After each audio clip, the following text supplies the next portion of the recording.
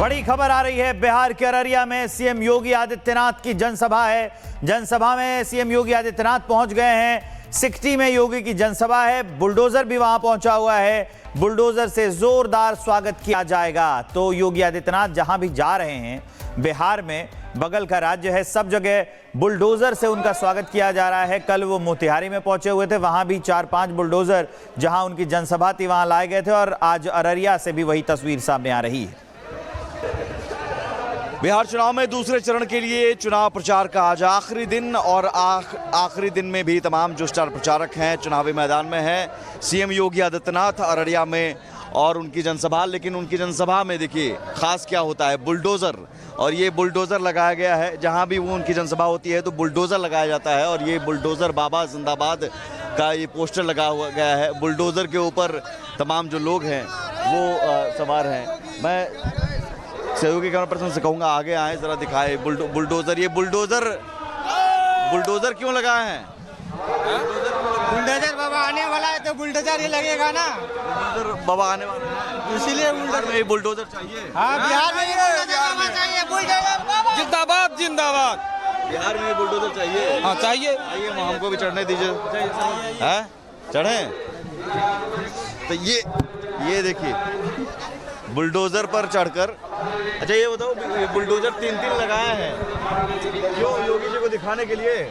जी जी, बिहार में ही यूपी में जैसे बुलडोजर चल रहा है वैसे बिहार में भी चाहिए। बिहार में बुलडोजर राज चाहिए।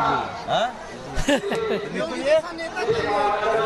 क्या योगी जैसा नेता चाहिए। सच्चे नेता चाहिए। ये जरा पीछे दिखाइए एक बार संतोष।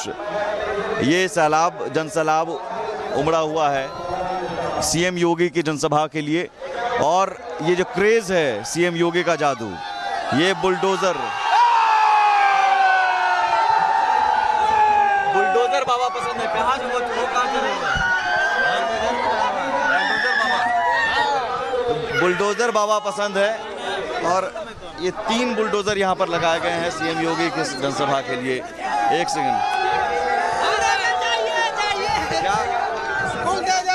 जिंदाबाद जिंदाबाद बाबा चाहिए। हाँ, बुलडोजर बाबा। लोग स्वागत करने के लिए फूल माला लाते हैं। आप बुलडोजर आने का रीजन यह है, यह हमारे बिहार में ऐसे योगी जो बुलडोजर की तरह ही हीरो है, और उसके जैसा हीरो हम कहते हैं बिहार में भी होना चाहिए। जिंदाबाद जिंदाबाद।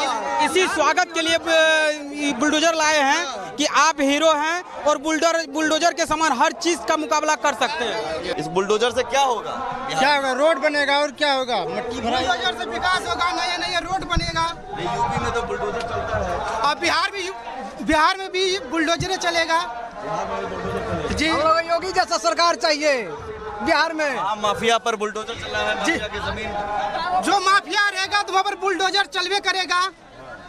और इधर जो अभी बुलडोजर जो चल रहा है, नीतीश कुमार का देन है, फिर से एनडीए सरकार बने। तो नीतीश कुमार यहाँ पर हैं। नीतीश कुमार या फिर योगी जी जैसा सीएम चाहिए? योगी जैसा सीएम चाहिए। योगी नाथ की जैसा सीएम चाहिए कि फिर से जो विकास अच्छा तरह से करे, और जो जितना भी यहाँ पर माफिया है सभी का जेल का अंदर में घुसाए।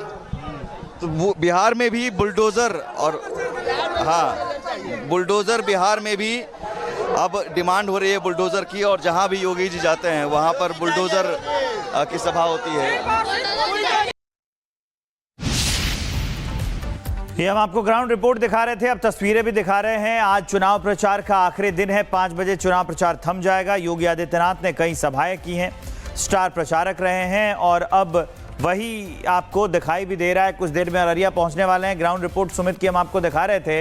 अभी 3-4 बुलडोजर मंगाए गए हैं। उनके स्वागत के लिए पोस्टर लगे हुए हैं स्थानीय प्रत्याशी और योगी आदित्यनाथ के। उसके अलावा आप देखेंगे कि लोग बुलडोजर पर चढ़कर हाथ में बीजेपी का झंडा लेकर योगी आदित्यनाथ का स्वागत करने के लिए वहां तैयार हैं। कुछ ही देर में योगी आदित्यनाथ वहां पहुंचेंगे और सभा को संबोधित करेंगे। उसी की तस्वीरें हम आपको दिखा रहे हैं। बहनों ने उत्साह दिखाया है, नौजवानों ने जो उत्साह दिखाया है, ये उत्साह ये उमंग इस बात को बताता है कि 14 नवंबर को जब ईवीएम खुलेंगी तो बिहार की जनता जनार्दन फिर से निर्णय लेने वाली है कि फिर एक बार एनडीए सरकार, फिर एक बार एनडीए सरकार। और एनडीए सरकार के लिए भारतीय जनता पार्टी और एनडीए के प्रत्याशी विजय कुमार मंडल का विजयी होना उतना ही आवश्यक है। और इसी के लिए मैं अपील करने के लिए भगवान राम की पावन धरा, अयोध्या की पावन धरा, लखनऊ से प्रातः काल ही चल करके मैं आपके पास यहां पे आ रहा हूं। बहनों और भाइयों, बिहार जिसका अपना गौरवशाली इतिहास रहा है, उस गौरवशाली अतीत के धनी बिहार के सामने पहचान का संकट खड़ा करने वाले लोग कौन हैं? वही बिहार के असली अपराधी हैं। जिन लोगों ने बिहार के नौजवानों के सामने पहचान का संकट खड़ा किया, जिन लोगों के कारण बिहार अपनी पहचान के लिए मोहताज हुआ था, नौजवान के सामने, बिहार के नागरिक के सामने जिन्होंने पहचान का ये संकट खड़ा किया, बिहार में जंगल राज लाने का पाप किया था, वे लोग आज भी बड़ी बड़ी घोषणाएं करके आपके बीच में चुनाव में आ रहे हैं, आपको लालच देने का प्रयास कर रहे हैं, नौकरी के नाम पर बहकाने का प्रयास कर रहे हैं। लेकिन बहन और भाइयों, जिन लोगों का अतीत कलंकित है, काला है, उन लोगों पर विश्वास करने की आवश्यकता नहीं। ये वही लोग हैं जिन्होंने मां जानकी के बिहार को, महात्मा बुद्ध को ज्ञान प्रदान करने वाले बिहार को, 24वें तीर्थंकर भगवान महावीर को जन्म देने वाले बिहार को, देश के पहले राष्ट्रपति डॉक्टर राजेंद्र प्रसाद जी के बिहार को,